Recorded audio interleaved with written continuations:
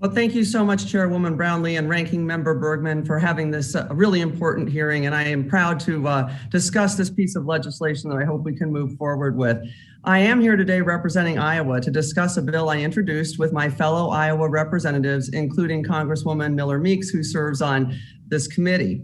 5 years ago, retired Sergeant Sgt Ketchum took his life after he was unable to get the mental health support that he needed. Brandon was a Marine. He served on 2 tours in Iraq and a tour in Afghanistan. And while on his first tour in 2006, he helped clear 92 roadside bombs in 7 months. That service earned him a Combat Action Ribbon.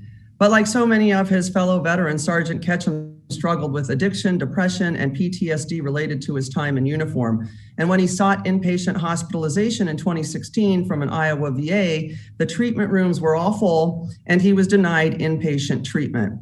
Hours later, Sergeant Ketchum took his life. Recently, I spoke with Brandon's mom, Bev, about Congress's need to do more support for our veterans when they return home. We don't have enough adequate mental health services across this country for our veterans. An HHS study found that 50% of returning vets who need mental health treatment will receive it. These mental health services are even harder to find in rural parts of our country, like Iowa.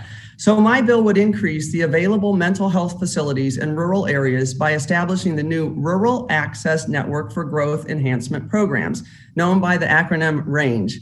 RANGE programs provide rural veterans with mental illness access to a team of experts who can help them reintegrate into their community.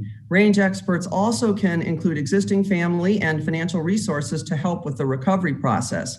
My bill will also study how the VA is currently meeting the needs of rural veterans with mental health issues and what resources may be needed to improve care so that when veterans ask for treatment, they aren't turned away.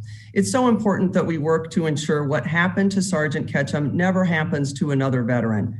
Veterans put their lives on the line to serve our nation with honor, and when they come home, they should be able to receive the care that they need, regardless of the zip code that they live in.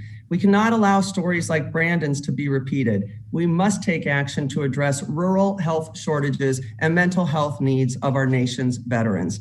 Thank you for allowing me to be here today, and I respectfully ask you to support this bill. Thank you, and I yield back.